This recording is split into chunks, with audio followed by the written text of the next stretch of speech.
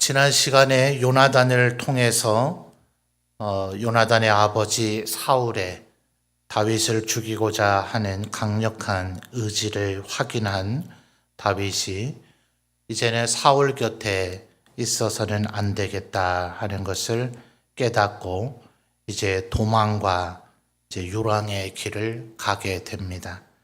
이제 꽤 오랜 세월, 아마도 성경이 이런 것들을 정확하게 연도를 말해주고 있지는 않지만 아마 한 10년 가까이 이제 다윗은 유랑 생활을 할 수밖에 없지 않았나, 이제 대부분의 신학자들이 이제 그렇게 봅니다. 그렇게 급하게 도망을 가다 보니 아무것도 휴대한 것이 없어서 심지어 먹을 것조차도 없었는지라 노베에 있는 제사장 아히멜렉이 있는 곳에 가서 원래는 제사장들만 먹도록 되어 있는 진설병을 얻어가기도 하고 또 칼조차도 휴대하지를 않아서 18장 4절을 보시면 요나단이 다윗에게 자신의 칼을 준 적도 있죠. 네, 한번 다시 확인해 볼까요? 자, 18장 4절을 보시도록 하겠습니다. 18장 4절입니다. 자, 여러분 읽어주세요. 시작.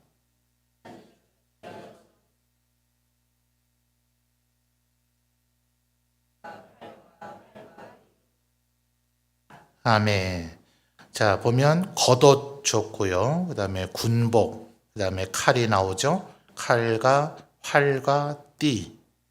이거 전부 다 평범한 여러 것들이 아니라 요나단의 신분에 걸맞는 거였으니까, 또 칼도 이제 누가 얼마의 가치를 가진 것을 만드느냐에 따라서 칼의 그 능력과 성능 이런 가치가 달라지죠. 근데 요나단이 준 칼이니까 얼마나 좋은 칼이었겠습니까? 그 칼도 휴대했을 법한데 그 칼조차도 챙겨오지 못할 정도로, 어쩌면 야곱과 원인은 전혀 다릅니다만 야곱이 베델에서 기름병 하나밖에 휴대하지 않았던 것처럼 지금 다윗의 형편도 참 그렇게 절박하죠. 다윗이 지금 아히멜렉 이 대제사장에게 얻어간 진설병의 얘기는 먼 훗날 예수님께서 이제 이것의 의미를 인용하시기도 한 그런 유명한 일화가 되기도 합니다만, 오늘은 우리는 이 칼에 주목을 좀 했으면 좋겠습니다. 결국 다윗이 지금 이 제사장에게 여기에 칼이 없습니까? 그렇게 얘기하죠. 8절, 오늘 우리가 읽은 21장의 8절 말씀을 보면 여기 당신의 수중에 창이나 칼이 없습니까? 내가 칼과 무기를 가지지 못했습니다. 이렇게 얘기를 하죠. 어떤 사람들은 다윗이 칼을 구하는 것이 과연 맞냐, 정당하냐, 이렇게 생각하는 경우가 있어요. 정말 어리석은 사람들이죠. 여러분은 오늘 이 본문의 말씀을 읽으면서 그런 사람이 있으려고 당연히 칼을 찾는 게 당연하지 않는가 이렇게 생각을 하겠지만, 사람들은 의외로 다윗이 골리앗을 죽일 때 물맷돌을 사용하지 않았느냐, 그러니까 영원토록 물맷돌을 사용해야 된다라는 식의 그런 사고방식에 사로잡힌 사람들이 얼마나 많은지 몰라요. 예를 들면 어떤 목사님은 저 같은 경우는 원고를 쓰지 않는 스타일이기 때문에 얘기가 좀 다릅니다만, 어떤 분은 이제 원고를 쓰는 분이 있거든요. 이분은 컴퓨터 워드 작업을 안 하세요. 그러니까 아마 1990년대쯤부터 이제 개인 컴퓨터, PC라고 하는 것이 이제 점점 보급되기 시작을 했죠. 88년, 90년 요 어간쯤에 디스켓이라는 거 기억하십니까? 플로피 디스켓 해서 그런 저장 장치로 겨우 컴퓨터를 구동하던 그런 시절이 있었죠. 하드 디스크라는 게 있기만 해도 대단한 성능의 컴퓨터로 취급되던 그런 시절입니다. 그 이전 단계로 이제 워드 프로세서라고 하는 것이 있었죠. 약간의 저장 장치를 가진. 아마 그 시절 분들에게는 그냥 전자 타자기 정도로 이제 인식을 했을 겁니다.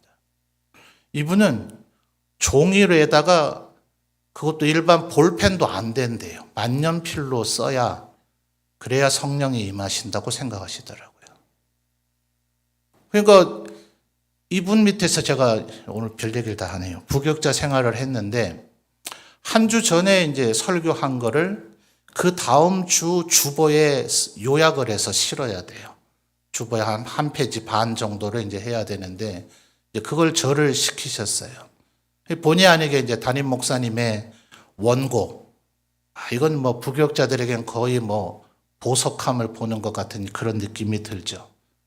이제 보니까 뭐 처음에 쓰셨다가 원고를 이렇게 쭉 쓰기 전까지 이제 많은 묵상과 연구하지 않으셨겠어요? 근데 이제 써 내려가는 과정 속에서도 왜 생각에 변화가 없겠어요? 사람인지라. 그리고 뭐 쭉쭉 끄는 것도 있고 또 이미 쓴 여백에다가 이렇게 여기다 삽입한다는 이런 표시를 해서 거기에 이렇게 적은 글도 있고요. 제가 볼 때는 그 원고를 알아보면서 설교를 하신다는 게 기적에 가깝다 싶더라고요. 그거 워드로 정리해 놓으면 얼마나 좋아요. 중간에 삽입하고 싶으면 그 부위에다 커서 딱 옮겨다 놓고 거기다 타이핑하면 되고요. 또 쭉쭉 끄고 싶은 거는 싹 블록으로 해서 델리트 키 하나만 딱 누르면 사라지고요. 또 그 다음번에 동일한 본문을 연구하고 그걸 설교하고자 할 때는 내가 3년 전에 이 본문을 어떻게 설교했는가, 그때 했던 설교문을 딱 띄워놓고 거기서 더 성숙되고 더 숙성된 생각들을 따라서 또 변화하고 이러면 될 텐데 본인의 취향까지야 상관이 없죠.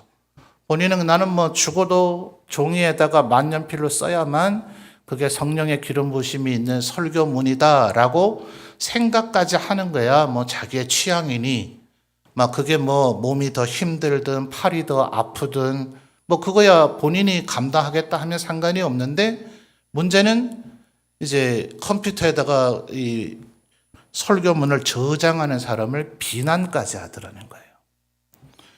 요즘에야 여러분이 스마트폰이라는 것 전부 다 들고 다니잖아요. 그렇죠? 이 핸드폰도 여러 변천사가 있었던 거 기억하십니까?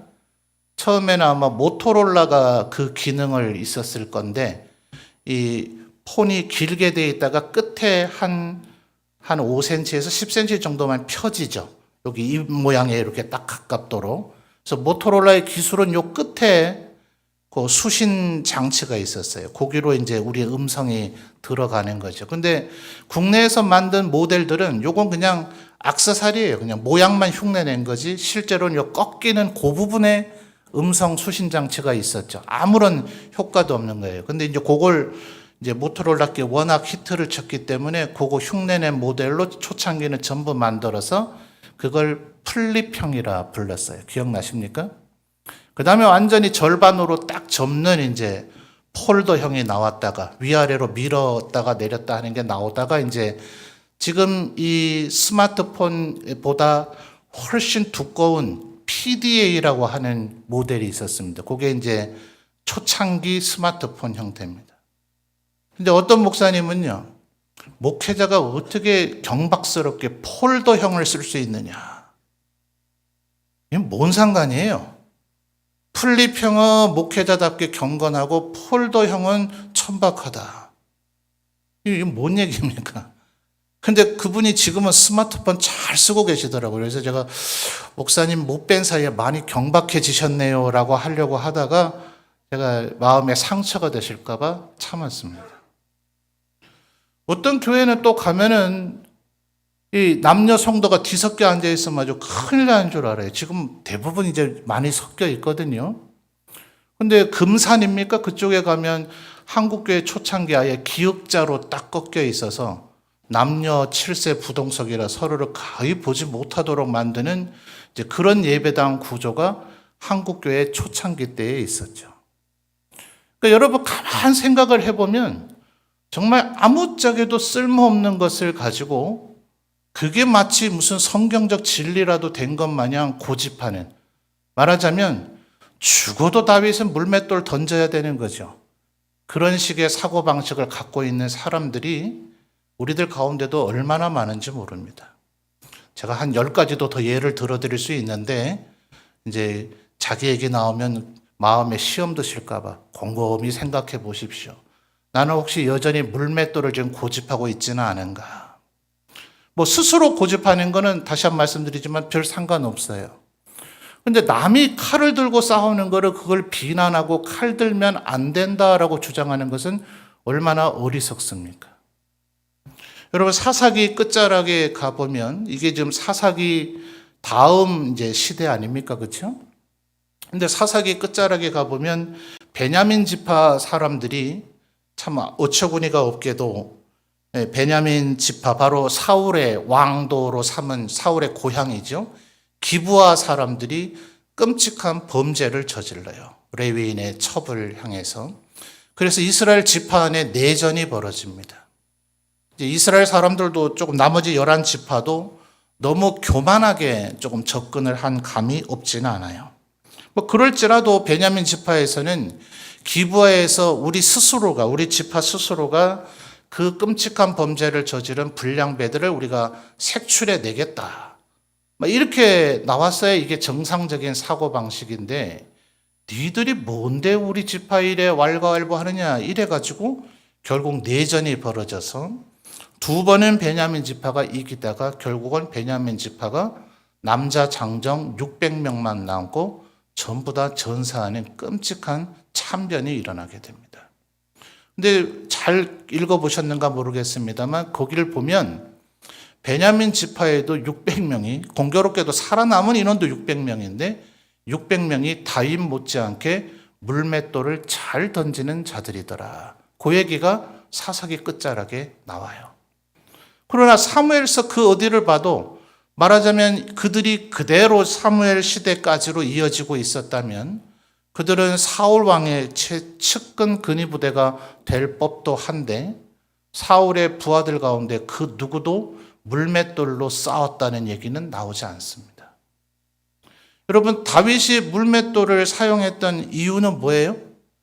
사울이 그때도 자기의 갑옷과 칼을 제공하려 그랬죠. 근데 본인의 아직 나이와 신체 구조에 그게 맞지 않았기 때문에 도무지 그거 입고서는 싸울 수가 없었기 때문에 다윗이 그것을 거절했던 것이고 결국 골리앗을 죽일 때 이마에 물맷돌로부터 날아간 돌이 박히기는 했지만 결국 다윗은 그때도 골리앗의 칼을 빼서 골리앗의 목을 잘라서 높이 쳐들었을 때 여러분 골리앗인들 그게 제대로 보였겠어요? 아마 어떤 이는 우스갯소리처럼 얘기하기를 다윗과 골리앗이 첫 번째의 회전, 첫 번째 만나서 싸운 상황이었기 때문에 그 전략이 먹혔지 만약 두 번째, 세 번째 다른 사람이 죽는 것을 보고 골리앗이 다윗과 싸웠다면 다윗은 훨씬 고전했을 것이다. 자, 다윗이 뭔가 주머니에서 꼼지락꼼지락 꺼내요. 물맷돌이라고 하는 것이 주로 가죽으로 만들어 있어서 긴 끈 2개에다가 우리 옛날에 새총 있었잖아요. 그죠? 새총의 그 나무 지지대만 없는 모양새라 생각하면 됩니다. 줄 2개에다가 돌 하나를 끼울 수 있는 가죽 받침에 줄 2개를 붙잡고 그것을 빙빙 돌리다가 한쪽 줄을 놔서 그 돌이 날아가도록 하는 거거든요. 그게 잘 보이냐고요. 손에 잘 보이질 않죠? 또 거기다가 뭔가 꼼지락꼼지락 이렇게 돌을 그 가죽 주머니에다가 딱 재어서 돌리기 시작하는데 이거 전체가 어느 정도 거리를 두고 있는 상태에서는 잘 안 보이기 마련이거든요. 그렇기 때문에 실제로는 골리앗이 죽었어요. 죽었지만 이스라엘 군대도 골리앗이 죽었는지에 대한 상황 파악을 아직 못하고 있고 블레셋 군대도 골리앗이 죽었는 것에 대한 상황 파악을 못하고 있었을 때는 그 대치 상태가 무너지지 않았죠. 골리앗의 목이 다윗의 손에 의해서 높이 들렸을 때에 블레셋인들은 우리의 장수가 죽었구나 라는 걸 알고 도망가기 시작을 했고, 이스라엘 군대도 마찬가지로 골리앗이 죽었구나 하는 것을 알게 돼서 용기를 내서 블레셋 군대를 추격하기 시작했기 때문에 대승리를 가져왔다 하는 거예요. 그러니까 다윗 혼자 블레셋 당시의 군대 1000명, 10,000명을 죽인 게 아닙니다. 분명히 승리에 결정적인 기여를 하기는 했지만 칼에 의해서 골리앗의 목이 높이 쳐들어졌을 때 동료 이스라엘 군대가 용기를 내서 그 전쟁을 승리로 이끌었더라 하는 거예요. 그러니 칼의 기능은 지금 다윗이 나이가 많이 들어서 이제는 어른이 됐기 때문에 또 손에 휴대한 칼이 없었기 때문에 제사장에게 골리앗의 칼을 주시오라고 말하는 순간부터 칼이 유용한 것이 아니라 칼은 언제나 그 자체로서 유용함의 기능이 있다는 거예요. 물맷돌도 마찬가지로 물맷돌의 유용함의 기능이 있습니다. 이제 이 사무엘상 21장 이후에는 물맷돌은 영원히 쓸모없고 가치없고 이런 것이 아니라 여전히 다윗이 골리앗을 처음 만났을 그 나이 또래의 어린 아이들에게 물맷돌은 대단히 유용한 도구일 거예요. 그러나 영원토록 그 물맷돌만 쓰고 있을 수는 없더라 하는 겁니다. 여러분, 더 귀한 것은 9절 말씀을 다시 한번 보십시오. 자, 9절 여러분이 한번 읽어주세요. 시작.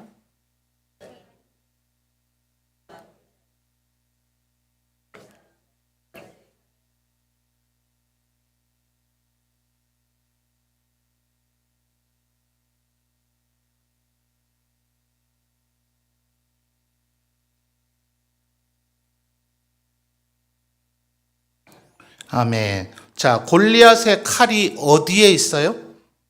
9절 한번 보시고 답해 보십시오.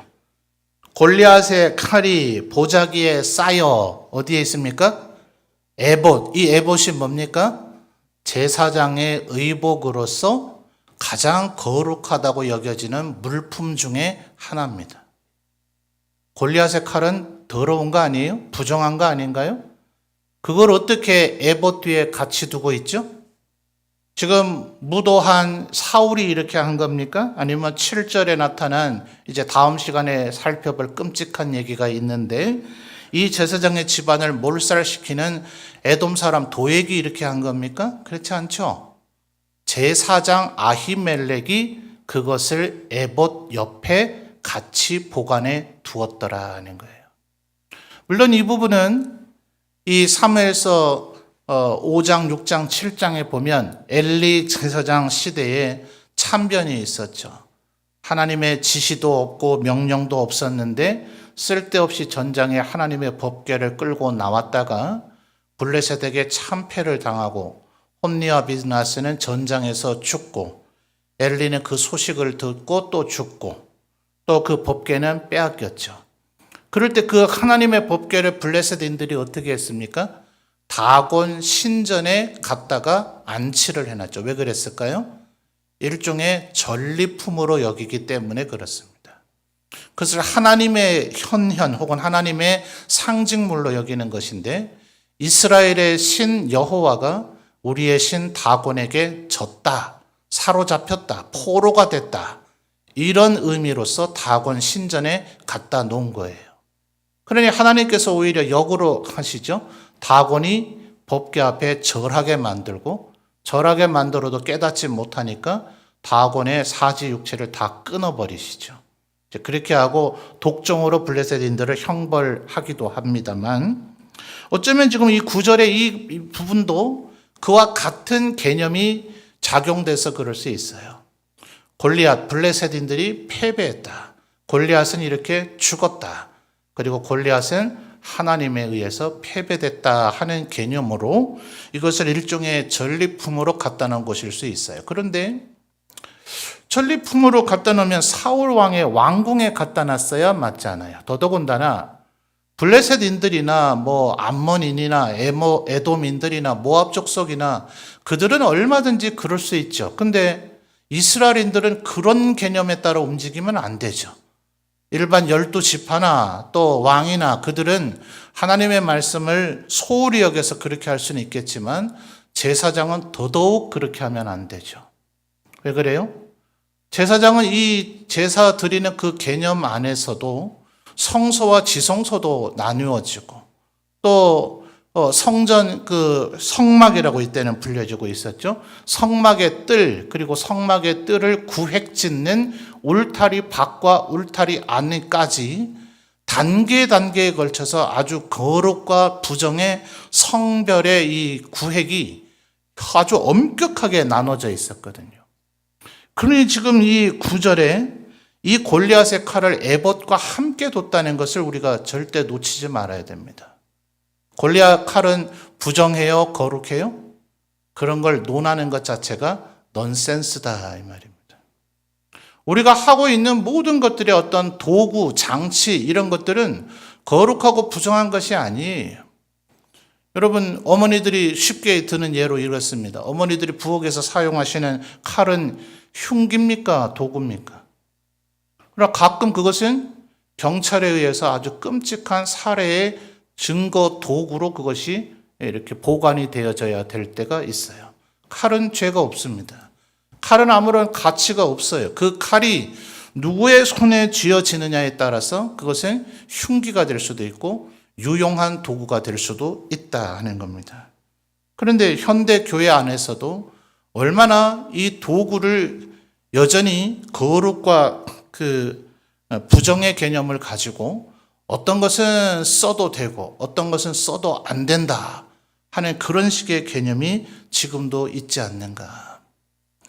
여러분 저는 어릴 때 저희 아버지가 인천 앞바다에 있는 섬에 가서 목회하셨을 때도 있었어요.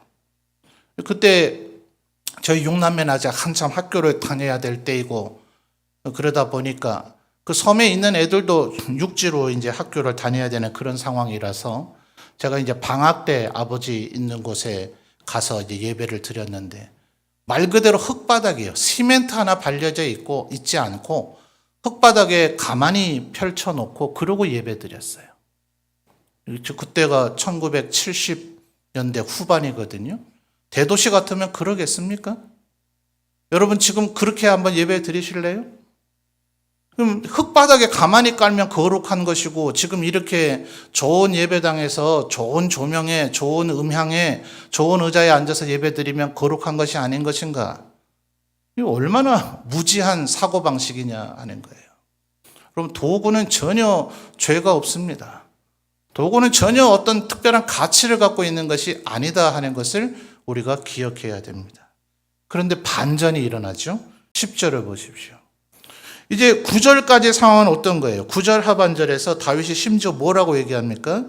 그 같은 것이 또 없다. 말하자면 무슨 얘기입니까? 이거보다 더 좋은 게 어디 있습니까?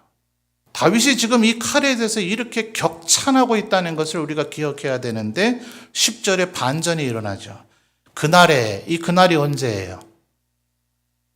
그날은 지금 바로 9절까지의 상황이 벌어진 골리앗의 칼을 다윗이 손에 쥔 날이죠. 그죠? 그날이 바로 그날인데 10절은 뭐라 그럽니까? 그날에 다윗이 사울을 뭐 했다고요? 두려워하더라는 거예요. 요것 또한 우리가 놓치지 말아야 됩니다.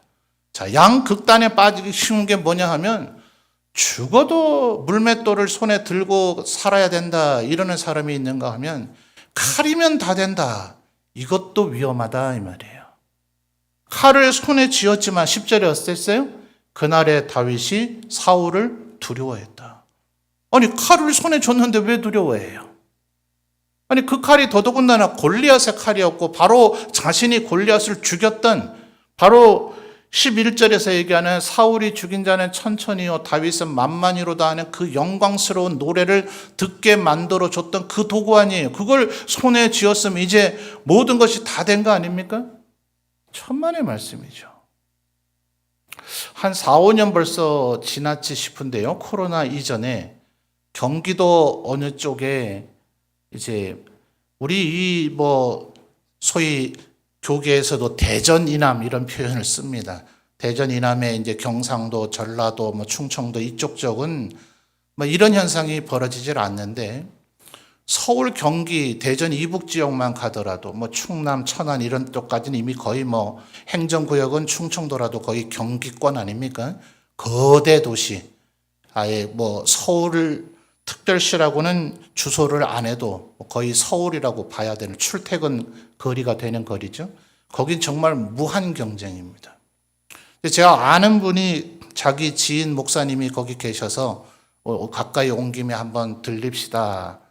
그래서 이제 뭐 저는 아는 분이 아니니 제가 거기 갈 이유가 없잖아요. 그러니까 아이 목사님 같이 가요. 가면 밥도 오늘 대접하고 뭐 커피도 사준다 그래서 아유 그래 갑시다. 그래서 이제 한번 그렇게 다른 일정의 중간에 좀 짬이 나는 시간에 들려본 일이 있어요. 그쪽에는 이제 소위 이 시설, 교회가 시설이 얼마나 좋으냐에 따라서 뭐 성도들의 이동이 좀 잦아요. 서울 경기권은 그렇게 치열한 경쟁입니다. 가보니까 뭐 본당하고 교육관이 따로 있는데 본당 자체가 5층이에요. 뭐 엘리베이터 타고 올라가야 되죠. 가보니 뭐 모든 공간들이 얼마나 화려한지요. 저는 서울에 어떤 교회를 한번 예전에 세미나 때문에 가본 적이 있었는데 1층에 현관이 무슨 백화점처럼 그 자동문 있잖아요. 그죠? 가까이 가면 우리가 손으로 대지 않아도 문이 열리는 그런 문을 달아놓은 교회도 있더라고요. 화장실에 딱 들어갔는데 마침 뭐 여러분들이 동시에 화장실을 써야 되는 상황이라서 남자분들 대부분이 이제 소변 변기를 다 차지를 했어요. 그리고 어떻게 해요? 급하고. 그러니 저는 이제 뭐 대변을 보려고 들어간 게 아니라 대변 변기를 이제 그 안으로 들어갔어요. 들어갔더니 들어가자마자 어디선가 향수가 뿜어져 나오고 노랫소리가 나오더라고요. 이제 그 대변 칸에 들어가면 인간은 소리를 내게 되어 있잖아요. 모두 다 그런 건 아니지만 그 소리가 남이 들으면 이제 본인이 부끄러울 수 있으니까 그 소리를 들리지 않게 하려고 음악이 나오더라고요.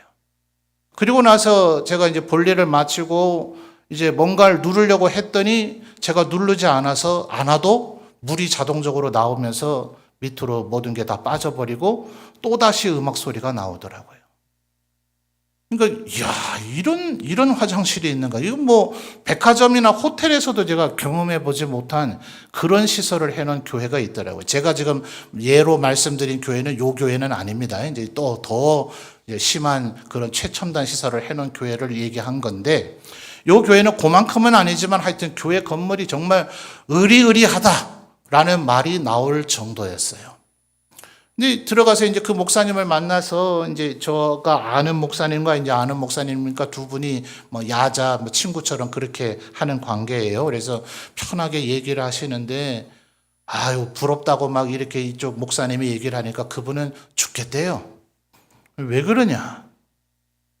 이제 서울 어디에서 그 교회가 이제 옮겨올 뭐 상황이 됐는가 봐요. 별로 좀 은혜롭지 못한 얘기들이 개입돼 있어서 상세하게 말씀드릴 수는 없고 이제 교회가 옮겨왔는데 그쪽에서 옮겨온 사람들이 뭐 거리가 머니까 다 따라오겠습니까? 다 떨어져서 남아있는 성도는 한 30여 명밖에 되질 않는데 예배당은 수천 명이 들어갈 수 있는 예배당이에요.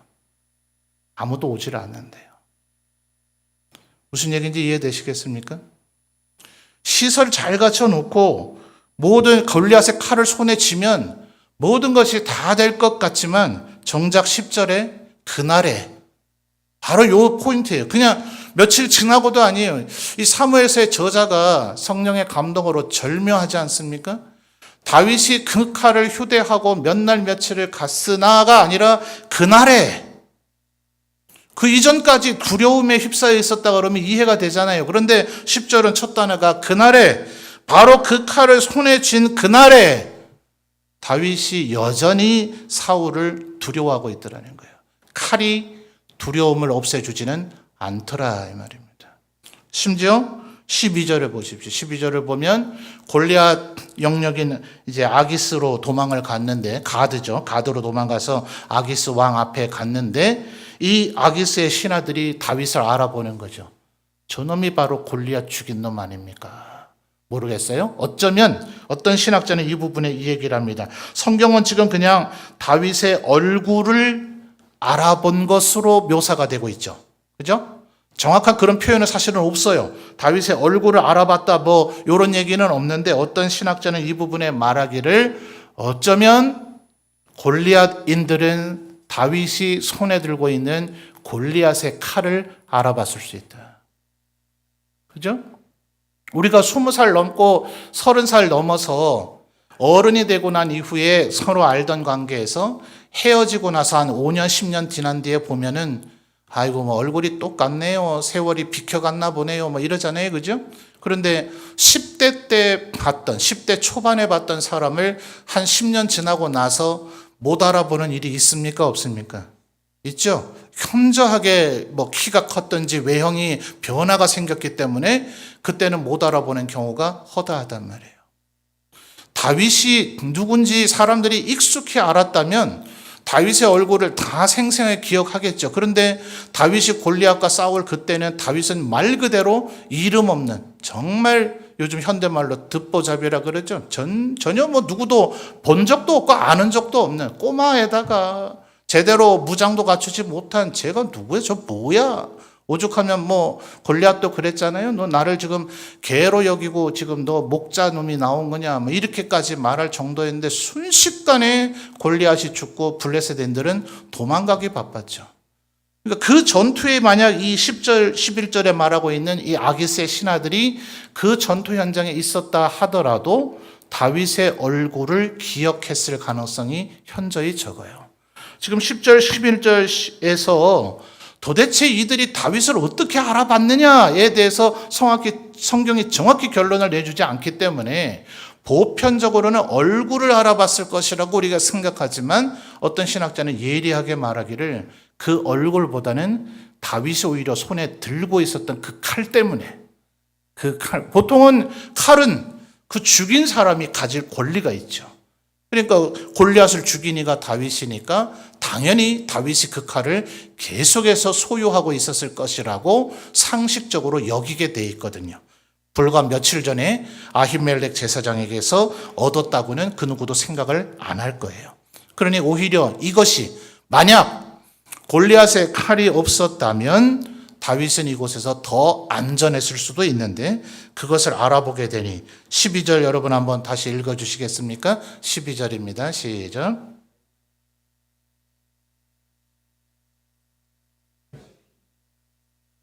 자, 12절 하반절엔 심지어 어떻게 됐어요? 심히 두려워하는 지경에까지 빠지게 됐더라 하는 거예요. 아니 골리앗의 칼을 손에 들고 있는데요.